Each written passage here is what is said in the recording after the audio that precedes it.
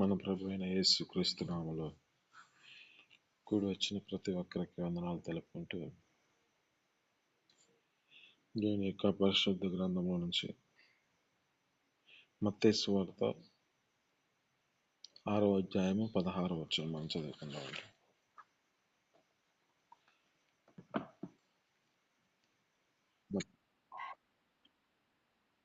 అవునండి.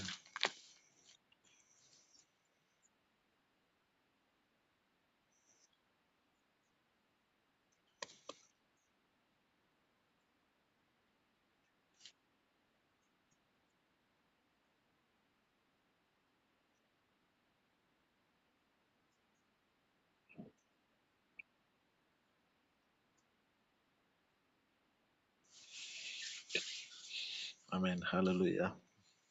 ఇక్కడ మనం చాలా జాగ్రత్తగా గమనిస్తే, మీరు ఉపవాసము చేయనప్పుడు వేషధారుల వలె దుఃఖముఖిగా ఉండుకుడి. తాము ఉపవాసము చేయుచున్నట్లు మనుష్యులకి కనపడవలెనని తమ ముఖమును వికారము చేసుకొందురు. వారు తమ ముఖమును వికారం చేసుకుని వారు తమ ఫలమును పొంది ఉన్నారని మీతో నిశ్చయముగా చెబుతున్నాను అంటున్నాడు.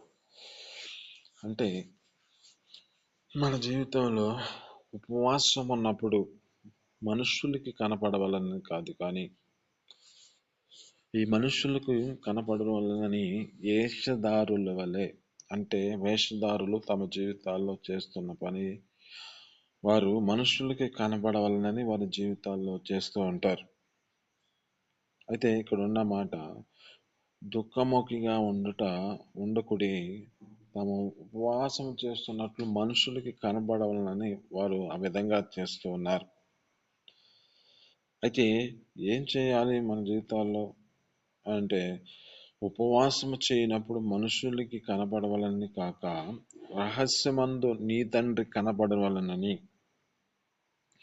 నీవు ఉపవాసము చేయనప్పుడు నీ తలను అంటుకొని నీ ముఖమును కడుక్కుకొనుము, అప్పుడు రహస్యమందు చూచుచున్న నీ తండ్రి నీకు ప్రతిఫలం ఇచ్చును. ఆమేన్. హల్లెలూయా. అంటే ఇక్కడ జ్ఞాపకం చేసుకుంటే, ఉపవాసము చేయనప్పుడు మనము మనుషులకి కనబడవలనని కాదు, కానీ మన పరలోకమందున్న తండ్రి చూచున్నట్లుగా మన ముఖము వికారముగా కనపడకుండా ఆ ముఖముని నీ తలని అంటుకొని నీ ముఖమును కడుక్కొనుము అంటుంది. కొంతమంది వారి జీవితాల్లో ఉపవాసము చేయనప్పుడు ఆ ముఖమునికి అనేక మందికి వికారంగా, అంటే అది అలా విధంగా కనపడుతూ ఉన్న స్థితిని కనపడుతుందని దేవుడు అంటున్నాడు. నీ తలని నీవు అంటుకొని నీ ముఖమును నువ్వు కడుక్కొనుము. ఈ ఉపవాసము చేస్తున్నప్పుడు ఇలా నీ జీవితంలో కలిగి ఉంటేనే పరలోకమందున్న తండ్రి ప్రతిఫలమును ఆ యొద్ద పొందుకోవడానికి కారణమవుతుంది. మనుషులకి కనబడవలనని మనుషుల ఎదుట మన జీవితాల్లో ఉపవాసం ఉన్నామనే విధంగా మన జీవితాలు కనిపిస్తే, ఇది మీరు నిశ్చయముగా ఈ భూమి మీద మీరు ప్రతిఫలం పొంది ఉన్నారని లేఖనాలు సెలవిస్తుంది. మనం జ్ఞాపకం చేసుకుందామండి, యెషయా గ్రంథంలో మన జీవితాల్లో ఉపవాసం ఎలా ఉండాలి, ఉపవాసం ఎలా స్థితి నడిపించబడాలో మనం జ్ఞాపకం చేసుకుందామండి.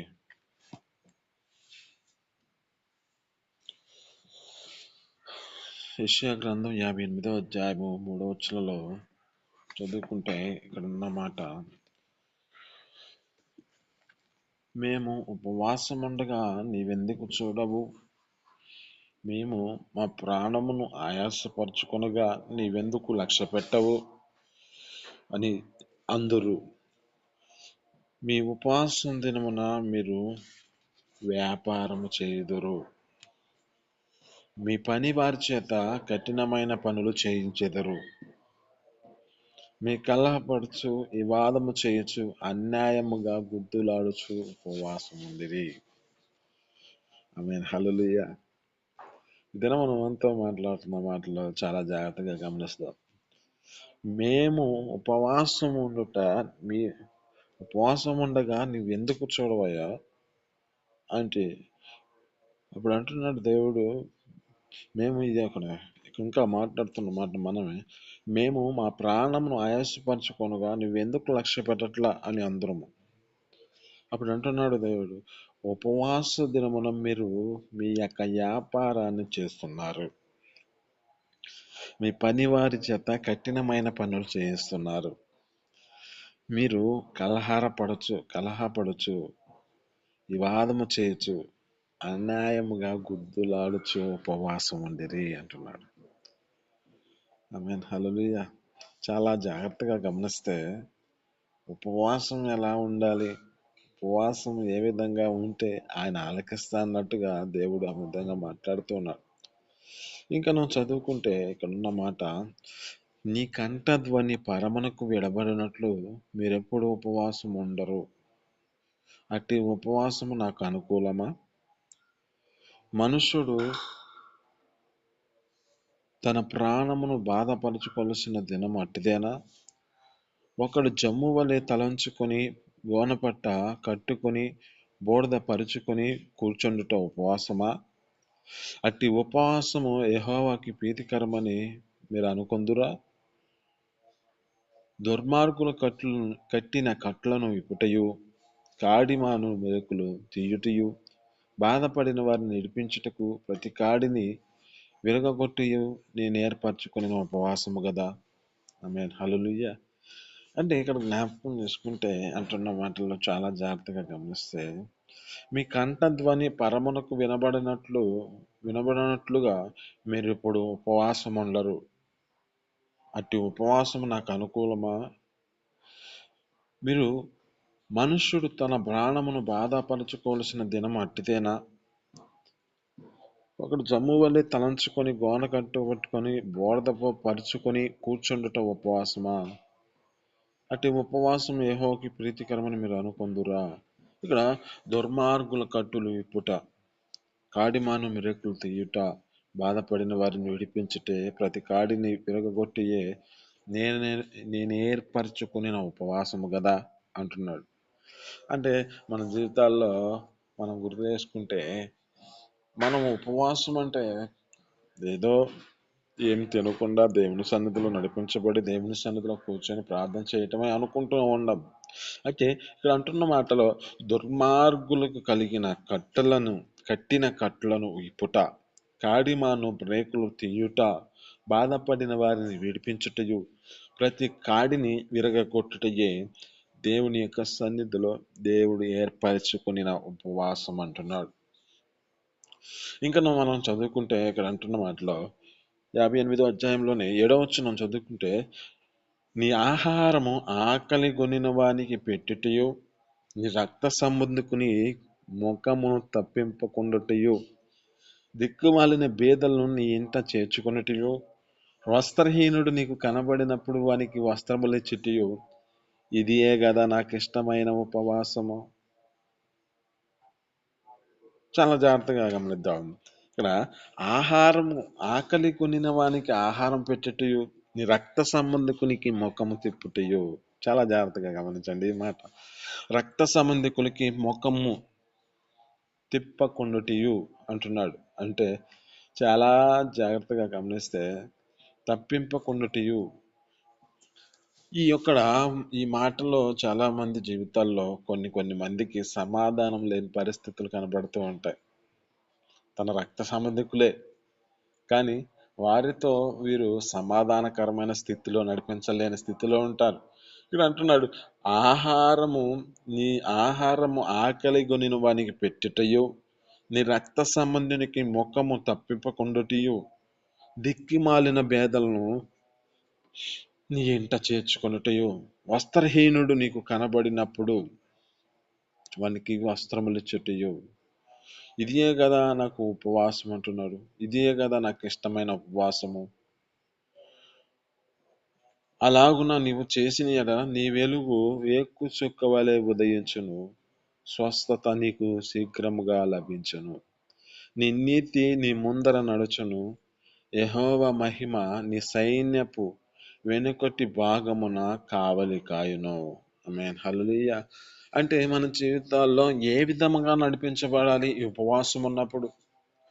ఉపవాసం ఉన్నప్పుడు వేషధారుల వలె దుఃఖాముఖిగా ఉండవద్దు అంటున్నాడు. ఈ ఉపవాసం ఉన్నప్పుడు ఏ విధమైన స్థితిలో నడిపించబడాలంటే ఈ యొక్క ఏ విధంగా ఉండకూడదు అంటున్నాడంటే, నీ ముఖమును వికారము చేసుకోవద్దు.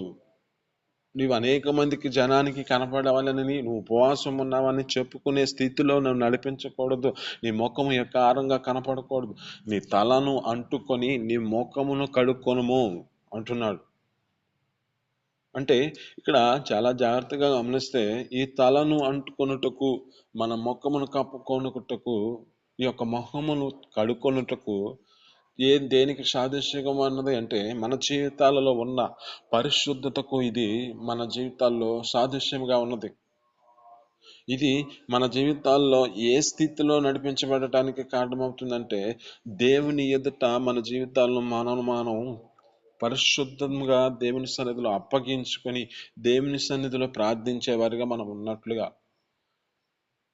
లోకంలో మనుషుల జీవితాల్లో చేస్తున్న పనులు వేషధారులు తమ జీవితాల్లో చేస్తూ ఉంటారు. మనుషులకి కనబడవాలనని మేము ఉపవాసం ఉన్నామని చెప్పుకుంటూ, ఉపవాసము చేస్తున్నామని చెప్పుకుంటూ తమ మొఖాలను వికారం చేసుకుంటూ ఉంటారు.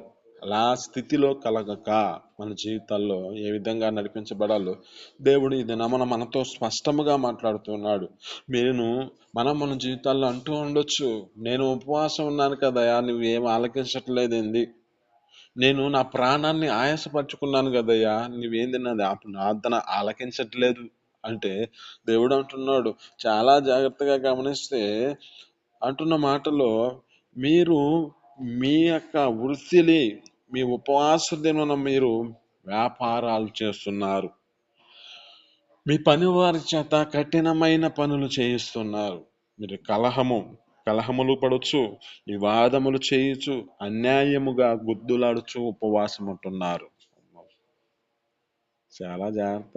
ఈ మాటలో చాలా ఆంతర్యం ఉంది, సత్యం ఉన్నది. దీనిలో మనం జ్ఞాపకం చేసుకుంటే కఠినమైన పనులు చేస్తూ మన జీవితాల్లో కలహపడుచు, వివాదము చేయొచ్చు, అన్యాయముగా గుద్దులాడుచు ఉపవాసం ఉన్నామంటున్నాం. ఇలా ఉపవాసం ఉంటే దేవునికి ఇష్టమా? నీకంట దాని పరమునకు వినబడినట్లుగా మీరు ఇప్పుడు ఉపవాసం ఉండరు అంటున్నాడు కదా. మన జీవితాల్లో ఏ స్థితిలో ఈ ఉపవాసం ఉంటున్నాం? ఈ ఉపవాసములో దేవుని యొక్క ఆశీర్వాదకరమైన స్థితిని ఏ విధంగా కలుగజేస్తున్నాడో మనకి స్పష్టంగా మాట్లాడుతున్నాడు. వస్త్రం లేని వానికి వస్త్రములు ఇచ్చుట, దిక్కుమాలిన బేదలను ఇంట చేర్చుకుంటా, ఇలా మన జీవితాల్లో ఆకలి కొనిన వానికి ఆహారం పెట్టుట, ఇట్టి స్థితిని కనబట్టే కదా దేవుడు అట్టి ఉపవాసమును దేవుడు అనుకూలమైన ఇష్టంగా మార్చబడుతుంది కదా. ఈ లోకంలో మనుషు జీవితాల్లో ప్రతిఫలము ఈ లోకంలో పొందుకోవాలని తమ జీవితాల్లో ఆలోచిస్తూ తమ స్థితిని బట్టి నడిపించబడుతుంటారు. కానీ మన జీవితాలలో దేవుడు అంటున్నాడు, పరమనున్న దేవుని దృష్టిలో, పరమనున్న దేవుని తండ్రికి ప్రతిఫలం ఆయన ఇచ్చినట్లుగా మీ జీవితాలలో మీ ముఖమును మీ యొక్క తలను మీరు అంటుకొని మీ ముఖమును కడుక్కొని దేవుని సన్నిధిలో ఉపవాసం ఉండండి. అప్పుడు పరలోకమందు ఉన్న తండ్రి మీకు నిశ్చయముగా ప్రతిఫలం ఇచ్చినట్టున్నాడు. మన జీవితాలలో ఈ దినమున ఈ యొక్క ఉపవాసము గురించి దేవుడు స్పష్టముగా మాట్లాడుతూ ఉన్నాడు. ఈ ఉపవాసములో మన జీవితాలు గుద్దలాడుచు వ్యాపారం చేస్తూ ఏ స్థితిలో నడిపించబడుతున్నావో జ్ఞాపకం చేసుకో. ఇక్కడ నువ్వు చదువుకుంటే చాలా ఉన్నాయి. ఇక్కడ ఉపవాసము గురించి యెషయా గ్రంథంలోని 53వ అధ్యాయంలోనే 13వ వచనం మనం చదువుకుందాం. ఇక్కడ అంటున్న మాటలో చాలా జాగ్రత్తగా గమనిద్దాం. నా విశ్రాంతి దినమున వ్యాపారం చేయకుండా నాకు ప్రతిష్ఠితమైన దినమని నీవు ఊరకుండిన ఎడల, విశ్రాంతి దినము మనోహరమైనదని యెహోవాకి ప్రతిష్ఠితమైన దినమని ఘనమైనదని అనుకొని దానిని ఘనముగా ఆచరించి, నీకిష్టమైన పనులు చేయకయు వ్యాపారం చేయకు లోకవార్తలు చెప్పుకొనకుండయు ఉండిన ఎడల. చాలా జాగ్రత్తగా గమనిద్దాం. అంటే మనము ఉపవాసం ఉన్న దినములలో ఆ విశ్రాంతి దినము వ్యాపారం చేయకుండా నాకు ప్రతిష్ఠితమైన దినమని నీవు ఊరక ఉండిన యెడల విశ్రాంతి దినమున మనోహరమని నువ్వు ఎంచుకొని ఇది యెహోవా ప్రతిష్ఠించిన దినమని ఘనమైనదిగా ఎంచుకొని అనుకొని దానిని ఘనముగా నీవు ఆచరిస్తే నీకిష్టమైన పనులు చేయక అంటే వ్యాపారము చేయకయు లోకవార్తలు కూడా చెప్పుకొనకుండా ఉండిన యెడల నీవు యెహోవాయందు ఆనందించెదవు. దేశము యొక్క ఉన్నత స్థలముల మీద నేను నిన్ను ఎక్కించెదను. ఇక్కడ చాలా జాగ్రత్తగా గమనిస్తే 14వ వచనంలో ఉంటున్న మాట, నీవు యెహోవా యందు ఆనందించెదవు. అంటే ఆనందములో మన జీవితాలు ఈ ఆనందంలో నడిపించబడాలంటే మనం ఒక స్థితిని బట్టి ఈ విశ్రాంతి దినము వ్యాపారం చేయకుండా ప్రతిష్ఠితమైన దినమని ఊరుకుని విశ్రాంతి దినము మనోహరమైనదని దానిని ప్రతిష్ఠ దినమని ఘనముగా ఎంచుకొని దానిని మనము ఆచరించిన యెడల నీకు ఇష్టమైన ఈ పనులలో చేయకయు లోకములో మనుషుల జీవితాల్లో ఇష్టమైనవన్నీ చేసుకుంటూ ఉంటారు. ఇక్కడ అంటున్నమాట ఇష్టమైనవి చెయ్యక వ్యాపారము చేయక లోక వార్తలు చెప్పుకొనక ఈ లోక వార్తలు మనుషుల జీవితాల్లో ఎప్పుడు చూసినా అదే చెప్పుకుంటూ ఉంటారు. ఏ క్షణం ఉండదు, ఏ సమయం ఉండదు. ఆ లోక వార్తలు పలానా వాళ్ళు ఇలా పలానా వాళ్ళు అలా అని చెప్పుకుంటూ ఈ జీవితాల్లో నడిపించబడుతూ ఉంటారు. కానీ నీవు ఉపవాసం ఉన్నప్పుడు ఇలాంటి పని చేయకుండా ఉండిన యెడల నీవు యెహోవా యందు ఆనందించెదవు. ఎవరు ఉన్నవారు యెహోవా యందు ఆనందించెదరు. ఇక్కడ ఆనందించెదవు అంటున్నాడు. తర్వాత ఉన్న మాట దేశము యొక్క ఉన్నత స్థలముల మీద నేను నిన్ను ఎక్కించెదను. తండ్రి అయిన యాకోబు యొక్క స్వాస్యమును నీవు అనుభవములో ఉంచెదను. యెహోవా సెలవిచ్చిన వాక్కు ఇదే. అంటే ఇక్కడ అంటున్న మాటలో చాలా జాగ్రత్తగా గమనిస్తే మన జీవితాలలో ఉపవాసం ఎలా నడిపించబడితే ఏ స్థితిలో మన జీవితాలు నడిపించబడుతున్నాయో జ్ఞాపకం చేసుకుందాం. ఎందుకంటే దేవుడు మనకిచ్చిన ఈ ఉపవాసములో ఆయనకు మనకిచ్చిన ఒక ప్రతిష్ఠ దినముగా మనం ఎంచుకొని దాని దినమున మనము ఊరక ఉండి విశ్రాంతి దినము మనోహరమైనదని ఎంచి అది ప్రతిష్ఠితమైనదని ఘనమైనదిగా ఎంచుకొని దానిని మనము ఘనముగా ఆచరిద్దాం. దేవుడు మనకిచ్చిన ఈ యొక్క ఆయుష్ని బట్టి దేవుడు మనకిచ్చిన ఈ సమయం బట్టి దేవుడు ఎంతగానో స్పష్టంగా మాట్లాడుతున్న మాటలను బట్టి నీవు వ్యాపారం చేయొద్దు, పని వారిని కఠినమైన పనులు చేస్తూ కలహము పడుచు వివాదం చేస్తూ గుద్దులాడుచు ఈ విధమైన స్థితిలో నువ్వు నడిపించబడద్దు అని దేవుడు స్పష్టంగా మాట్లాడుతున్నాడు. కనుక మన జీవితాలలో మనము యెహోవా యందు ఆనందించినట్లుగా ఆ ఉన్నత స్థలములో మనం ఎక్కినట్లుగా తండ్రి యొక్క స్వాస్యములో ఆ అనుభవములో మనల్ని ఉంచేదని అంటున్నాడు. ఆ అనుభవంలోనికి మనం నడిపించబడినట్లుగా మన జీవితాలలో ఉపవాసం ఏ దినమున ఎలా ఎంచుకుంటూ ఉన్నా ఈ ఉపవాస దినమున మన జీవితాలు ఏ విధంగా నడిపించబడుతున్నాయో మనం జ్ఞాపకం చేసుకుందాం. ఎందుకంటే దేవుడు తన ద్వారా మనతో మాట్లాడుతున్న మాటలు చాలా స్పష్టముగా ఉన్న మాటలు ఇవి. ఈ యొక్క ఉపవాసం గురించి మన జీవితాల్లో ఈ దుర్మార్గుల కట్టులను మనం ఇప్పుతున్నామో లేక కాడిమానుల బ్రేకులు తీయకుండా అంతే ఉంటున్నామో బాధింపబడిన వారిని విడిపించకుండా మన జీవితాలు నడిపించబడుతున్నాయో ప్రతి కాడి విరగొట్టకుండా మనం నడిపించబడుతున్నాము. ఈ దినమున మనతో మాట్లాడుతున్న మాటలు అవన్నీ దేవునికి ఉపవాసము దేవునికి అనుకూలముగా ఏర్పరచుకున్న ఉపవాసము కదా అంటున్నాడు. అంటే మన జీవితాల్లో ఎదుటివానికి సహాయం చేసేవారిగా ఎదుటివాని జీవితంలో కొదువుగా వస్త్రహీనుడిగా కనపడినప్పుడు వానికి వస్త్రం తెచ్చుట్టుగా మనం గుర్తు చేసుకుంటే ఒక మాట మత్తయి సువార్తలో ఉన్న మాట కదా 25వ అధ్యాయంలో 31వ వచన కాడ ఒక మాట అంటాడు కదా. 31 కాచి నుంచి అక్కడ కింద చదువుకుంటే అక్కడ అంటున్న మాటలో అక్కడ ఏమంటున్నాడంటే మీరు ఎవరికైతే చేశారు ఇది నాకు చేశారు కదా అంటున్నాడు. అంటే ఏమంటున్నాడంటే అక్కడ ఒక రోగిని నువ్వు చేర్చుకున్నావు, ఆహారం ఆకలి కొనిన వానికి ఆహారం పెట్టావు, దాహం కొనిన వానికి దాహం ఇచ్చావా అని చెబుతూ ఉన్నాడు. ఇలా ఇవన్నీ ఒకళ్ళకి చేసేటప్పుడు ఇది నాకు చేశారని చెప్పి ఆ నిత్య పరలోక రాజ్యానికి ప్రవేశించడానికి ఆశీర్వదించబడిన వారుగా మార్చబడిన వారు, ఈ యొక్క స్థితిలో నడిపించబడిన వారు. ఈ దినం మనతో మాట్లాడుతున్న మాటలు బట్టి కూడా మన జీవితంలో నిత్య జీవంలోనికి ప్రవేశించడానికై మన యొక్క జీవితంలో అనేక మందికి సహకరించేవారుగా ఉంటే అది దేవునికి ఇష్టమైన ఉపవాసం అంటున్నాడు. మన జీవితాలలో ఏ విధంగా ఆ ఘనమైనదిగా దేవుని యొక్క సన్నిధిని మనం ఎంచుకొని, అది యెహోవాకి ప్రతిష్ఠించిన దినమని ఎంచుకొని దానిని జాగ్రత్తగా ఘనముగా ఎంచుకొని ఘనముగా ఆచరించినలా దాని యందు యెహోవా యందు మనం ఆనందించినట్లుగా దేవుడు మనకి అవకాశం ఇచ్చి ఉన్నాడు కనుక ఈ మాటలు మీ వెనుకలలో దీవించి ఫలించునుగాక. చిన్ని ప్రార్థన చేసుకుందామండి.